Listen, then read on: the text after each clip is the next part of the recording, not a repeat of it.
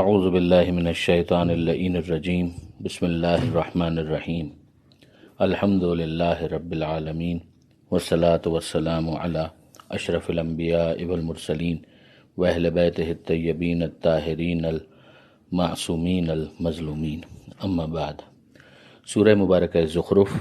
آیت نمبر 64 سے آیت نمبر 79، 64 سے 79 تک۔ بسم اللہ الرحمن الرحیم ان اللہ هو ربی وربکم فاعبدوه هذا صراط مستقیم فاختلف الأحزاب من بينهم فويل للذين ظلموا من عذاب يوم أليم هل ينظرون إلا الساعة أن تأتيهم بغتة وهم لا يشعرون الأخلاء يومئذ بعضهم لبعض عدو إلا المتقين يا عباد لا خوف عليكم اليوم ولا أنتم تحزنون الذين آمنوا بآياتنا وكانوا مسلمين ادخلوا الجنة أنتم وأزواجكم تحبرون يطاف عليهم بصحاف من ذهب وأكواب وفيها ما تشتهيه الأنفس وتلذ الأعين وأنتم فيها خالدون وتلك الجنة التي أورثتموها بما كنتم تعملون لكم فيها فاكهة كثيرة منها تأكلون إن المجرمين في عذاب جهنم خالدون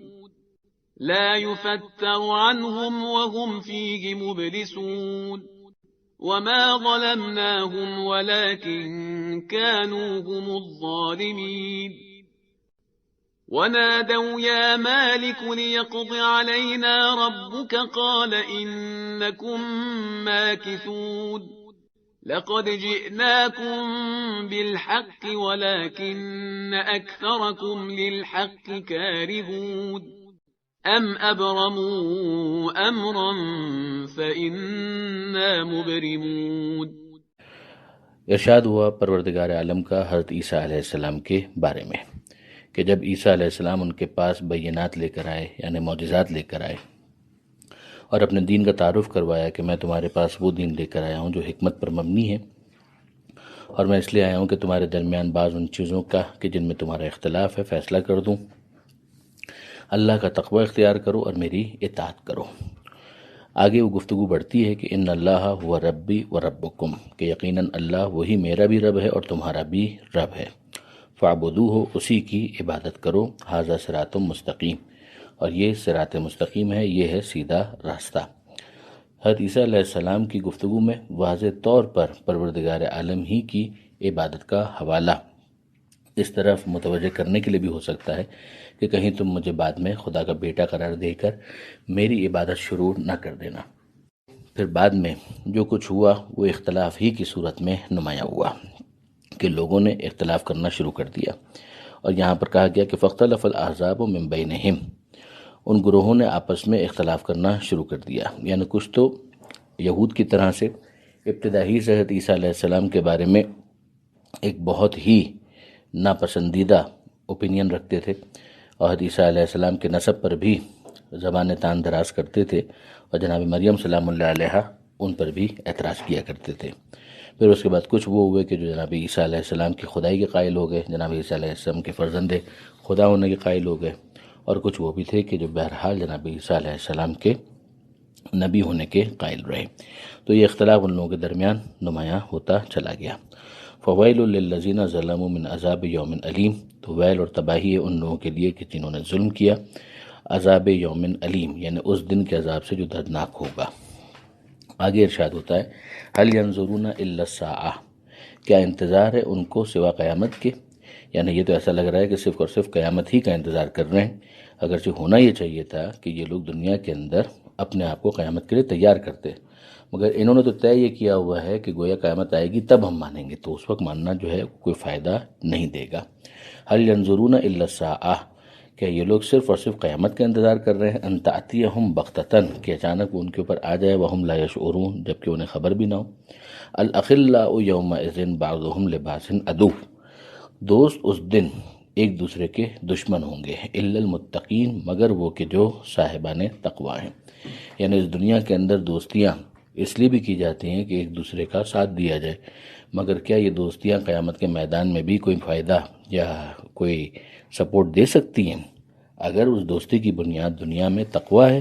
تو یقیناً یہ دوستی قیامت کے میدان میں بھی اپنا رنگ دکھائے گی، لیکن اگر تقوی سے ہٹ کر صرف اور صرف اور کسی موٹیو کے لیے، دنیا داری کے کسی مقصد کے لیے انسان نے اس دوستی کو گانٹھا تھا، تو پھر ظاہر ہے کہ وہاں پر اس کا کوئی اثر ہونے والا نہیں ہے۔ اب گویا پروردگار عالم نے ایک مرتبہ پھر میدان قیامت کا منظر ہمارے سامنے پیش کر دیا، اور اسی کے کنٹینیوشن میں ارشاد ہوتا ہے کہ یا عبادے، اے میرے بندوں، لا خوف علیکم الیوم، آج کے دن تمہارے اوپر کسی قسم کا کوئی خوف نہیں ہے، ولا انتم تحزنون، اور نہ ہی تمہیں کوئی غم ہے۔ یعنی یہ وہی جو متقین ہیں ان سے گویا خطاب ہو رہا ہے پروردگار عالم کا۔ یہ بات پہلے بھی بیان کی گئی تھی کہ خوف کا تعلق مستقبل سے ہوتا ہے، غم کا تعلق ماضی سے ہوتا ہے۔ جس نے دنیا میں متقی کی طرح سے زندگی گزاری ہے اسے بہت ساری تکلیفوں کا سامنا کرنا پڑ سکتا ہے، جس کے نتیجے میں بہت سے رنج اور غم دل کے اندر رہ جاتے ہیں، مگر قیامت کے میدان میں جب انہیں یہ خطاب نصیب ہوگا تو وہ تلخیاں ساری ختم ہو جائیں گی، وہ غم سارے ان کے دل سے دور ہو جائیں گے، اور خوف جو مستقبل کا ہو سکتا ہے کہ آگے کہیں معاملہ خراب نہ ہو جائے، تو اس کا بھی اعلان کیا جا رہا ہے کہ نہیں، اب تو آگے تمہارے لیے جنت ہی تمہاری منزل ہے، تو وہاں پر تمہیں کسی قسم کا کوئی خوف نہیں ہونا چاہیے، اب ہمیشہ ہمیشہ کا سکون، ہمیشہ ہمیشہ کی راحت اور ہمیشہ ہمیشہ کی آسانی ہے۔ یہ کون افراد ہیں؟ الذین آمنوا بآیاتنا وکانوا مسلمین، یہ وہ لوگ ہیں کہ جنہوں نے ایمان قبول کیا، ہماری نشانیوں پر ایمان لائے، وکانوا مسلمین، اور وہ مسلم تھے، یعنی سر تسلیم خم کیے ہوئے تھے پروردگار عالم کی رضا کے آگے، اپنے آپ کو سبمٹ انہوں نے کیا ہوا تھا۔ یہاں پر گویا پروردگار عالم نے تقوی کی یہ ڈیفینیشن ہے کہ جو فراہم کی ہے۔ ادخلوا الجنت، جنت میں داخل ہو جاؤ، انتم وازواجکم، تم بھی اور تمہارے ازواج بھی۔ اب ازواج کا ایک مطلب تو وہی ہے کہ جو بیویاں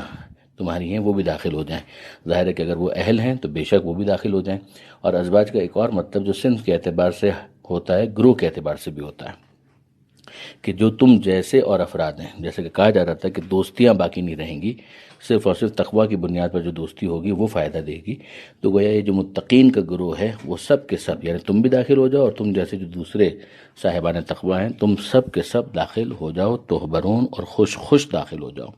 یطاف علیہم بصحاف من ذہب واکواب، اب جو وہاں پر ان کی تواضع اور جو ان کی مہمان نوازی ہونی ہے، جس طرح سے ان کو سرو کیا جائے گا،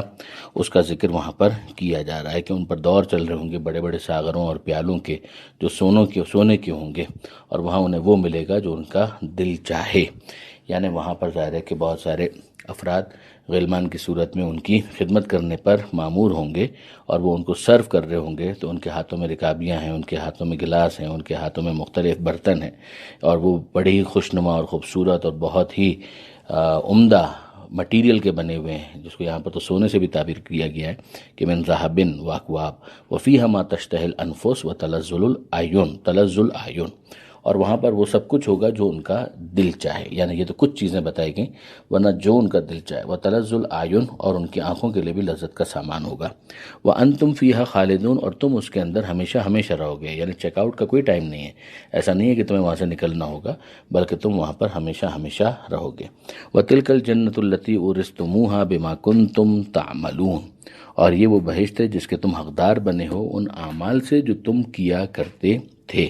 ایمان شرط ہے اعمال کی قبولیت کی، اور جزا اعمال کے اوپر ہے کہ جو عمل تم نے کیا اس عمل کی وجہ سے تمہیں یہاں پر یہ تمہارے پروردگار کی طرف سے نعمتیں اور انعام مل رہے ہیں۔ لکم فیہا فاکہۃ کثیرہ منہا تاکلون، تمہارے لیے اس میں بہت طرح کے پھل ہیں جن میں سے تم کھاؤ گے، یعنی تمہارے تبادوں کے لیے پھل فروٹ وغیرہ بھی پیش کیے جا رہے ہیں۔ ان المجرمین فی عذاب جہنم خالدون، اور جو مجرم ہیں وہ جہنم کے عذاب میں ہوں گے ہمیشہ ہمیشہ، یعنی ایک طرف وہ ہیں جو اہل جنت ہیں وہ بھی ہمیشہ ہمیشہ، اور یہ جو اہل نار ہیں، اور یہ ظاہر ہے کہ یہ پکے پکے مجرم ہیں جنہوں نے اپنے کفر کے اوپر ڈٹ جانے کی وجہ سے ہمیشہ ہمیشہ کے لیے کفر کو قبول کر لیا۔ یعنی ایسا نہیں ہے کہ عارضی طور پر ان کو جہنم میں ڈالا جا رہا ہے، بلکہ ایمان کی دولت سے یہ یکسر محروم تھے جس کی وجہ سے انہیں جہنم میں ڈالا گیا ہے۔ تو یہ ٹیمپریری پیریڈ کے لیے نہیں، یہ ہمیشہ ہمیشہ کے لیے جہنمی قرار دے دیے گئے ہیں۔ لا یفتر عنہم وہم فیہ مبلسون، نہیں ہلکا کیا جائے گا، یعنی وہ جو بوجھ ان کے اوپر ہے، جو عذاب ان کے اوپر ہے، اسے ہلکا نہیں کیا جائے گا۔ وہم فیہ مبلسون، اور وہ اس کے اندر مایوس بیٹھے ہوں گے۔ وما ظلمناہم ولکن کانوا ہم الظالمون، ہم نے ان پر ظلم نہیں کیا بلکہ وہ خود ہی اپنے آپ پر ظلم کرنے والے تھے، وہ خود ظلم کرنے والے تھے، ظالم تھے۔ ونادوا، اور وہ اعلان کریں گے، بلکہ آواز دیں گے، یہ ترجمہ زیادہ بہتر ہوگا کہ ونادوا، اور وہ اعلان کریں گے، آواز دیں گے، یا مالک، کہ اے مالک۔ یہ مالک وہی جہنم کے گیٹ کیپر کی بات ہو رہی ہے کہ جو جہنم کے خازن ہیں، فرشتہ پروردگار، کہ اسے کہیں گے کہ اے مالک لیقضی علینا ربک، کہ اپنے رب سے کہو کہ کم سے کم ہمارا فیصلہ ہی کر دے، یعنی ہمیں ختم ہی کر دے، ہمیں موت ہی مل جائے۔ قال انکم ماکثون، تو ان سے یہ کہا جائے گا کہ نہیں، تم اسی طرح سے رہو گے، یعنی یہ تمہارے لیے خاتمے کی بھی کوئی سبیل نہیں ہے، اور تمہارے خاتمے کی بھی سبیل نہیں ہے، نہ عذاب کے خاتمے کی سبیل ہے اور نہ تمہارے خاتمے کی کوئی سبیل اور امکان ہے۔ لقد جئناکم بالحق، کہ ہم تمہارے پاس یقیناً لے کر آئے تھے حق، ولکن اکثرکم للحق کارہون، لیکن تم میں سے اکثر وہ ہیں کہ جو حق سے کراہت کرتے ہیں، حق سے ناپسندیدگی کا اظہار کرتے ہیں۔ یعنی اب ظاہر ہے کہ توحید، نبوت، قیامت، یہ سارے عقائد ہی تو ہیں اور یہ سب حق ہیں، اور یہ ساری چیزیں جب تمہارے سامنے پیش کی گئیں تو تم نے کیا کیا؟ تم نے ان سے کراہت کی، تم نے ان سے ناپسندیدگی کا اظہار کیا۔ اب یہیں پر غور کرنے والی بات ہے کہ خود مولا کے بارے میں بھی پیغمبر اکرم صلی اللہ علیہ وآلہ وسلم کا بہت مشہور فرمان ہے کہ الحق مع علی و علی مع الحق، کہ حق علی کے ساتھ ہے اور علی حق کے ساتھ ہے۔ تو جو امیر المومنین ہے، مولا کائنات سے کراہت کرتے ہیں، ناپسندیدگی کا اظہار کرتے ہیں، وہ ایمان کی دولت سے کہاں مالا مال ہو سکتے ہیں؟ وہ ایمان کی دولت سے تہی دامن ہی رہتے ہیں۔ یہی وجہ ہے کہ ہم دیکھتے ہیں کہ ایمان کے حوالے سے باقاعدہ صحاح کے اندر بھی یہ روایت موجود ہے کہ پیغمبر اکرم نے فرمایا کہ علی تجھ سے محبت کرے گا مگر مومن، اور تجھ سے نفرت کرے گا، بغض رکھے گا مگر منافق۔ اور بہت سے افراد وہ ہیں، اکثر، بلکہ یہاں پر کہہ دیا گیا کہ جو حق سے کراہت کرنے والے ہیں۔ ام ابرموا امرا فانا مبرمون، کیا انہوں نے ایک بات طے کر لی ہے تو ہم نے بھی کچھ طے کر لیا ہے۔ یعنی اب یہ آخری آیت ہے اس صفحے کی کہ جس میں پروردگار عالم کہہ رہا ہے کہ انہوں نے اگر ایک بات طے کر لی ہے کہ انہوں نے نہیں ماننا مثلاً، تو ہم نے بھی پھر طے کیا ہوا ہے کہ پھر وہ گرفت میں آئیں گے۔ ایسا نہیں ہوگا کہ ان کو چھوڑ دیا جائے گا، مہلت کی بات ہے، جب وہ مہلت پوری ہو جائے گی تو پھر انہیں گرفت میں لے لیا جائے گا۔ یہ گفتگو ابھی آگے بڑھے گی اگلے صفحے پر۔ پروردگار عالم سے دعا ہے قرآن پڑھنے، سمجھنے اور عمل کرنے کی توفیق عطا فرما، اور وارث قرآن امام زمانہ کے ظہور میں تعجیل فرما۔ وآخر دعوانا ان الحمد للہ رب العالمین، والسلام علیکم ورحمۃ اللہ وبرکاتہ۔